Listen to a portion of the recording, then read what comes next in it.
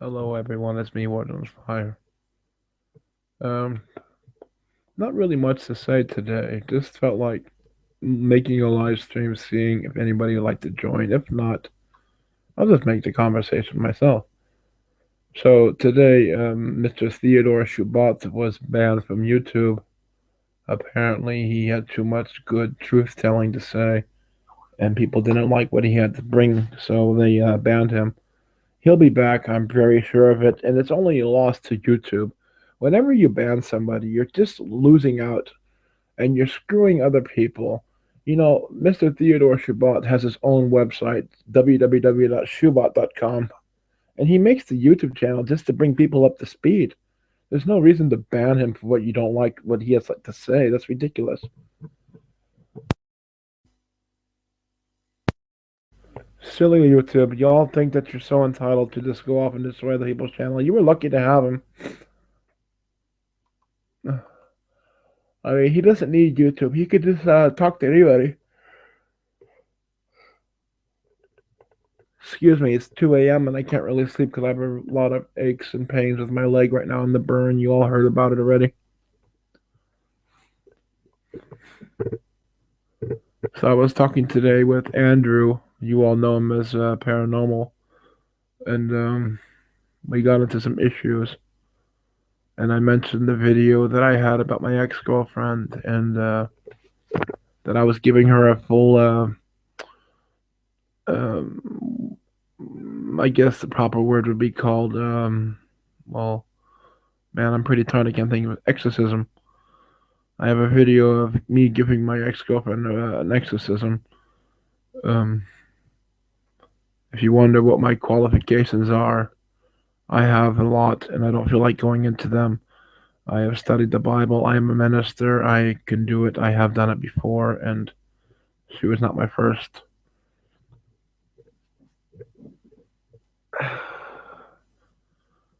But I was thinking, how many men out there today lose their woman because of demonic possession? Many men do, I guess. They just don't realize that it's demonic possession. But with mine, it was very clear. And I have the video on YouTube, but it's set to private mode. Um, but I showed him the video, and he also was like, "Wow, this is like one of the worst possessions I've ever seen." And it really made me think. Guys lose their women to infidelity, adultery. They lose their woman because not having enough money, or they lose their job, or they get unwell. I lost my woman because she was demonically possessed. That's seriously why I lost mine. We were together for 10 and a half months, and everything was going okay, and everything just kind of changed overnight. And it happened the day that she first mentioned the demonic possession. Um, it's a long story. I don't really want to talk about it. I just talked about it with Paranormal. But it really blows my mind that of all the reasons I could have lost my woman, not making enough money, because they are narcissistic. They want that kind of stuff. But like not being good in bed, or that she cheated on me or something like that, it was demonic possession. Ugh, leave that to my life, to be that way.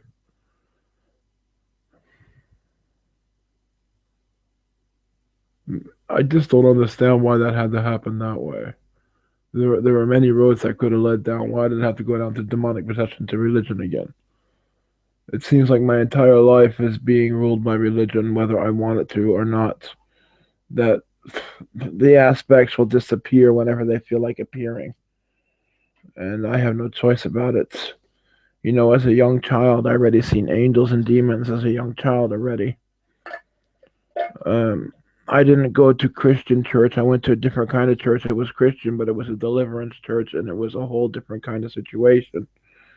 I was thrown into the deep end of Christianity as a child. I never had the shallow end. I was always in the deep end. So I knew a lot about it growing up, and I know a lot about it today. I can actually say I know more about Christianity than most of your ministers and pastors out there. And it seems like, due to my own religion, I'm being bombarded with problems. It's like Lucifer keeps attacking me because of how strong I am in Christianity.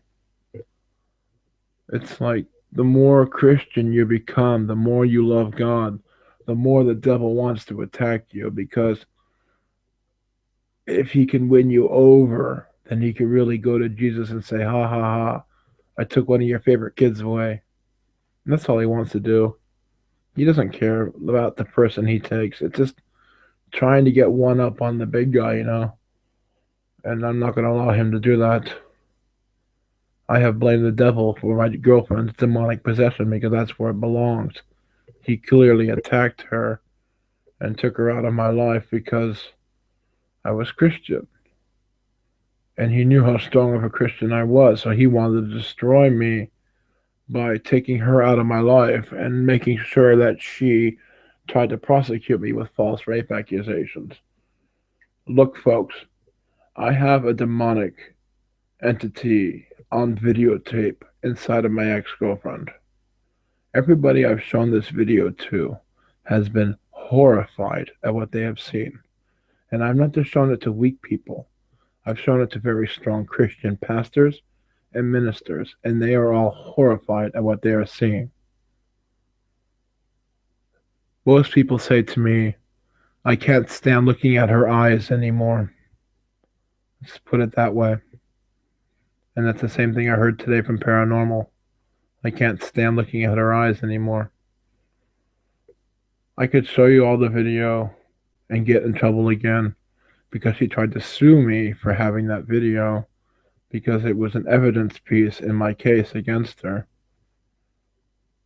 The point is, I don't think I shouldn't risk that, but take my word on it. I know what demonic possession is like. My ex-girlfriend was demonically possessed, and I tried to save her. And when it came down to getting rid of that last entity inside of her, that last entity clung to her, and she chose it over me.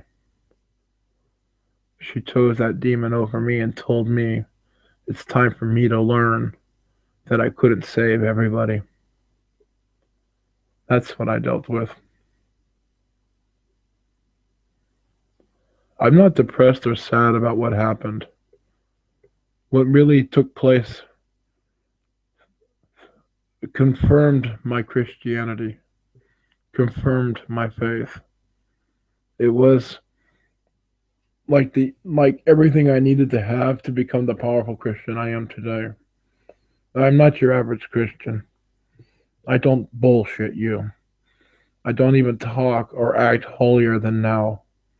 I don't give you arrogance in my being. I'm trying to be as humble as I can be. I also tell you all about my story, and I show you, look, I've been weak. I've been strong. I'm human. I try to bring humility towards my case so I could show you all that it could happen to any guy, and it just happened to me. It just had happened to me, I should say.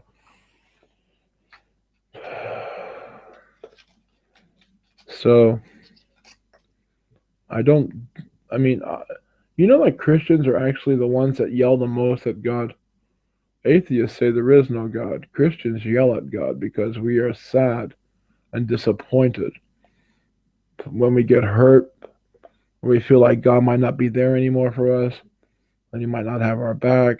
We are codependent on God.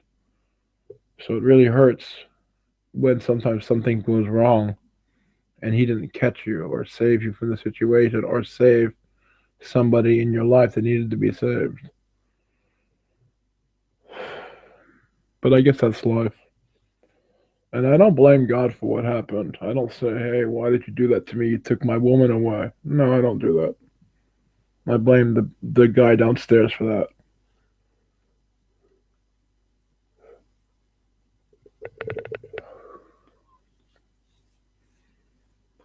I feel sorry for every man on the planet today who has a natural instinct to get married, has a natural urge for a family life, a wife, somebody he can trust, a partner, a helper, and has to come to the hardcore conclusion that females don't love them back. It's sad that men have to go down the solo life today, but they do quite well because they are always the caretaker and the provider. Now they only have to provide for one instead of an entire family. If a man can support a wife and three children, then clearly he's a good power source because he can carry multiple people. If he only has to carry himself, well, then he'll do just fine. But it's sad for the people out there that want to have a family that we can no longer go out and just find wives anymore because they just don't exist. It's sad that we have to now deal with this as a generation, that we will be the generation of no wives so that the next generation will have wives.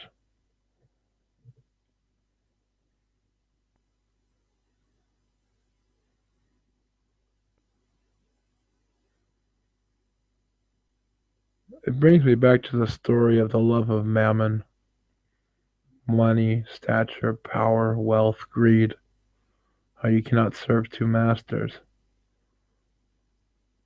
We have this evil in the world called feminism that deliberately destroys marriage and the happy family home.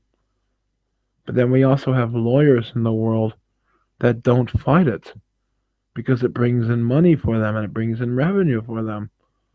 But that's the love of mammon, where you put everything aside just for money. You put your morals aside, your values, your integrity, your honor, your self respect, all for money. And that's what we are seeing in the world today on an enormous, massive scale, combined with narcissism of greed and gimme, gimme, gimme, all for me, for free, for free, for free. Entitlement, entitlement, entitlement. We see a growing case of the love of mammon. So, folks, if you love money, celebrity status, power, overwhelming wealth, and stature, then that is your religion, and that is the religion of mammon. And Christ very clearly says that he is the opposite of mammon. So if you love those things, you do not love Christ. And Christ also very clearly tells you not to store up earthly possessions, but store up those in heaven, for they do not rust. The thief does not come in and take them. They are eternal and forever. So go on and keep hoarding in your life. Hoard all the crap that you need to, because that's all you're ever going to have. If you don't believe in the end times that Christ will resurrect us all, and we'll all go live in heaven together with him, and that our lives, what we do in our lives, will equal out to rewards in the afterlife. So if you selfishly go out in this life and just think about yourself, you're not going to have any rewards.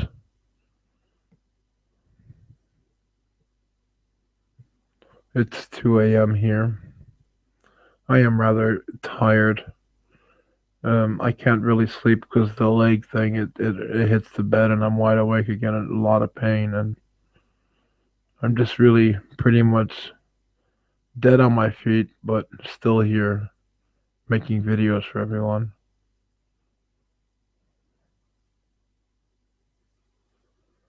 I know many guys today believe that they are all on their own, that nobody cares about them. If they get sick, nobody will take care of them. And I can say to them, hey, I'm your best friend. I care about you. I want you to do well in life. But you know what? I can't be there for them in their real lives. They have to do that on their own. But I wish they would understand that I'm a Christian and I mean only good for them. and I am a true friend to them. If they ever need to talk to me or need somebody to talk to, I'm always here for that. That's what I do. And I don't earn any money for that. I don't earn anything for that. Maybe brownie points in heaven, but I'm not even trying to earn brownie points in heaven. It's just what I want to do. And it's become my calling ever since it happened to me. So I'm going to law because my eyes are getting very heavy. And you all have a pleasant day and a pleasant evening. And we'll be seeing you all, God willing, tomorrow. For now, let God into your life and have a great evening, everyone. Good night.